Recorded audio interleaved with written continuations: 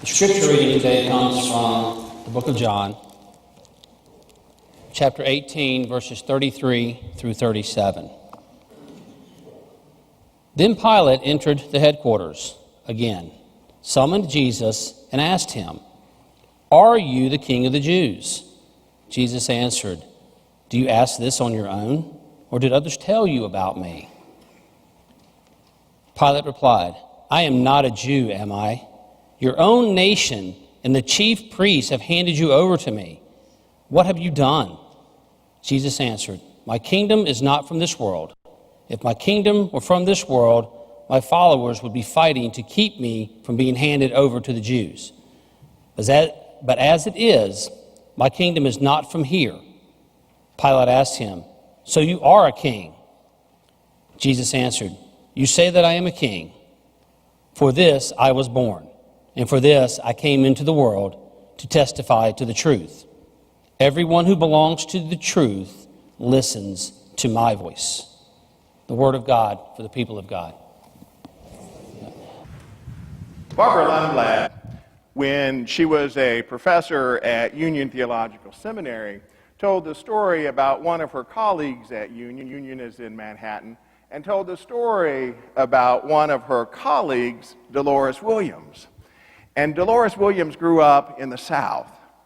And she said that when she was a child, she remembered in church that the preacher would robustly ask, "Who is Jesus?"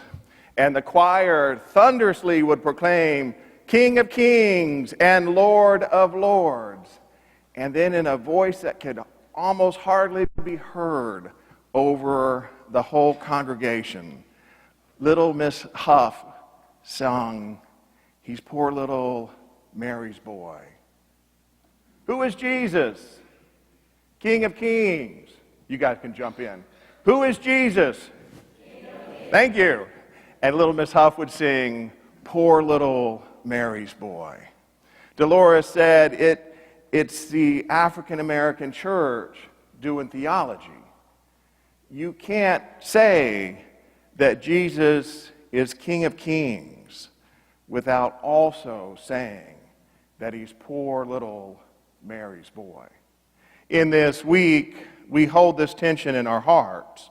We hold this tension between this Sunday, the last Sunday of the church year, Christ the King Sunday, and next Sunday, the first Sunday of the church year, the first Sunday of Advent. We hold this tension in our hearts between Christ as King of Kings and Lord of Lords and little baby Jesus coming into this world. So humble, so fragile, so tender. In the gospel lesson read this morning by Wayne, and perhaps it's more accurate rather than to say that it happened on Good Friday morning. Perhaps it's more accurate to say Good and Tragic Friday. In the gospel lesson read this morning by Wayne, Jesus is standing before Pontius Pilate. And Pilate asked him, "Are you king of the Jews?" And Jesus answered, "Do you ask this on your own, or did others tell you about me?" And Pilate, about that time, he was probably just fed up with this. Pilate said, "I'm not a Jew, am I? Your own nation and the chief priest have handed you over to me. What have you done? What have you done?" And Pilate spoke the truth that day, didn't he? Pilate was absolutely right. Pilate was a Roman. Jesus was a Jew. Pilate was one of the conquerors. Jesus was one of the conquered. Pilate was one of the wealthy. Jesus was one of the poor, the commoners. Pilate was a Roman governor of Judea. Jesus was a wandering religious teacher. Pilate was extremely powerful, had more than 3,000 troops at his beck and call. He could order them to do anything. Extremely powerful. Jesus had 12 apostles, and they all had left by that point. And there he was, standing there by himself. Pilate was regal, And Jesus stood there alone and bound. Jesus answered, "My kingdom is not from this world. If my kingdom were from this world, my followers would be fighting to keep me from being handed over to you. But as it is, my kingdom is not from here." And Pilate asked, So you are a king, you say? And Jesus answered, "You say that I am a king. For this I was born, and for this I came into the world, to testify to the truth. Everyone who belongs to the truth listens to my voice." And you know the irony of this, don't you? The irony is that here's Pilate, powerful, the most powerful man in Judea at that time. Here's Jesus, a commoner. And if it weren't for Jesus, Pilate would almost be forgotten from history. Do you know that actually 100 to 200 years ago, there were theologians and historians who doubted that Pilate ever existed. They thought that Pilate was just a creation of the gospel writers. And in 1961, in an archaeological dig in Israel, they discovered this stone, and on it, it had Pilate's name and its inscription of his title. Pilate almost would have been forgotten from history if it were not for Jesus, the person that he sanctioned his execution. One difficult lesson for us to learn is that power fades, doesn't it? Power fades from all of us except for God. And power is elusive. Power is ever so elusive. You know, in death, Jesus became more powerful than Pilate ever could have imagined. And power is mysterious to think about. And all of us have power in our lives. And those of us who think we don't have any power haven't really thought about this and haven't really taken stock of the gifts that God has given them and the people that they have influence over. For all of us have power in our lives. Think about the power that a parent has over a child. That power is not just there when they're 3 and 4 and 5 years old and you're taking them to Burger King, right? Because that's where I took my kids. Actually, when I was on I-40, because you know I traveled a lot from North Carolina to Arkansas, I actually knew every single McDonald's that had a playland on I-40 from here to Arkansas. But think about this. The power that a parent possesses. It's not just there when they're small. I mean, when you're 75 and your child, who is an adult, is 50, that power is still there. And they're still looking to you. Think about the power that you have in the workplace. Think about the power that you have with your friends. Think about the power you have with your extended family. God has equipped you and given you special gifts. And you have to ask yourself, well, how do I use this power? And how do I exercise it? You see, we don't want to be, to use an image from Tolkien with the ring, we don't want to think of power holding it ever so tightly and saying, my precious, my precious, my precious.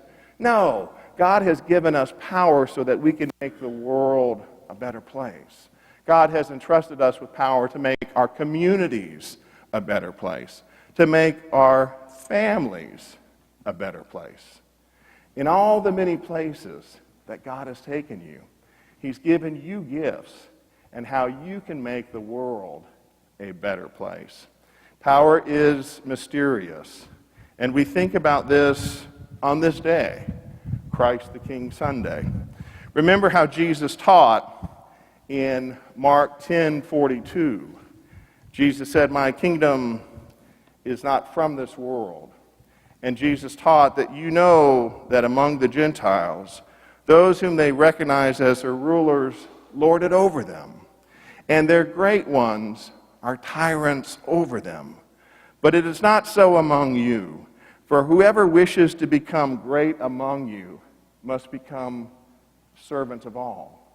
Whoever wishes to become great must become least of all. And the temptation that power brings is a temptation for us to forget our dependency on God. And that's the temptation of wealth, isn't it? I mean, we think, oh, we've got our house, we've got our money, we've got our retirement accounts.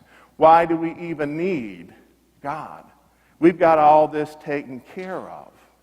Why do we even need to submit our lives to God?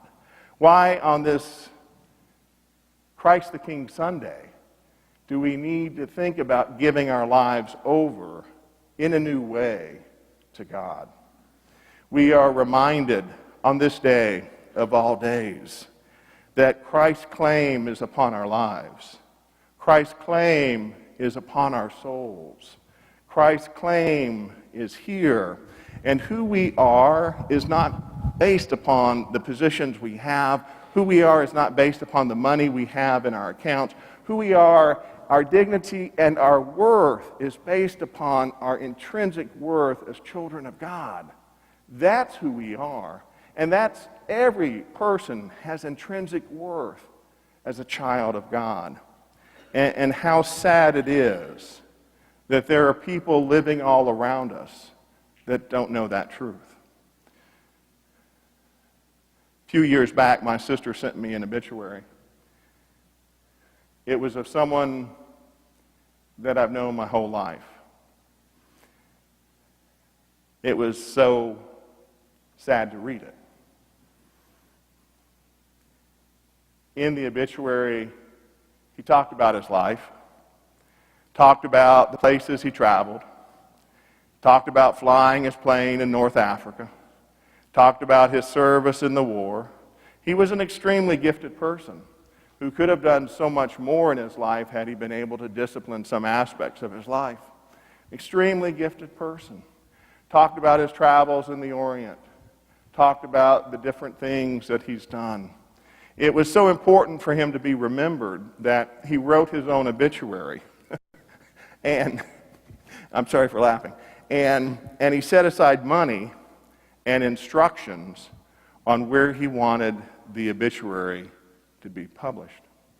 I laugh to keep myself from crying because it cuts me to the quick. It absolutely cuts me to the quick.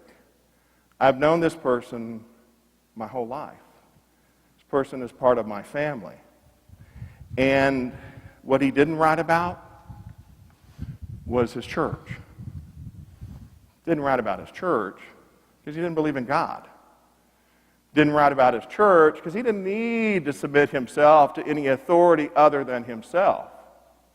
He didn't write about his church because he didn't have one. And there was no community there to gather, to say a blessing over his life, to commend him to his God that he didn't have. There was no community there to gather and send him on to the next world, because he didn't need that. He was king of his own life. He didn't need to submit to anybody else. He did it, in the words of Frank Sinatra, his own way. You all have heard me mention before Frederick Buechner, Presbyterian writer that I really like. He grew up in an unchurched family. His mom had no use for church. He never went to church. And the only time he'd ever go to church is if he was with his grandmother. He went to Princeton University and became a writer after he graduated. Wrote his first novel, A Long Day's Dying, and had that experience that some find paralyzing, where his very first novel was widely celebrated, hailed in the New York Times as the next great writer of America. Would you like to guess what happened on his second novel? As much as that one was lifted up, the second novel was terribly panned. And so there he was, living in New York City, teaching at New York University. And he said he had nothing to do on Sunday morning. Of course, this was back in the blue laws, and some people were critical of them. I kind of like the blue laws. Let's bring them back. So this was back in the days of the blue laws when there was nothing going on Sunday morning. And so he said, I don't got anything going on, so I'm going to go to church. And he started going to Madison Avenue Presbyterian Church. And he heard George Buttrick preach a sermon. And this was when Queen Elizabeth was being crowned as the new queen of England in the 1950s. And he heard Buttrick say this line: Jesus Christ refused the crown that Satan offered him in the wilderness, but he is king nonetheless, because again and again he is crowned in the heart of the people who believe in him. And that inward coronation takes place among confession, tears, and great laughter. Buechner knew in that moment that he too needed to submit.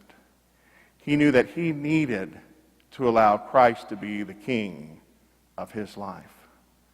Unlike my family member, who lived his whole life without doing that, Buechner submitted his life to God. On this Christ the King Sunday, let us now in our hearts submit again to truly make Jesus the Lord of our life, to truly make Jesus the King of our hearts. Let us now, in this moment of silent prayer, submit. Let us pray. Hear all of these our prayers we ask, Lord. We ask this in the name of the Father, and of the Son, and of the Holy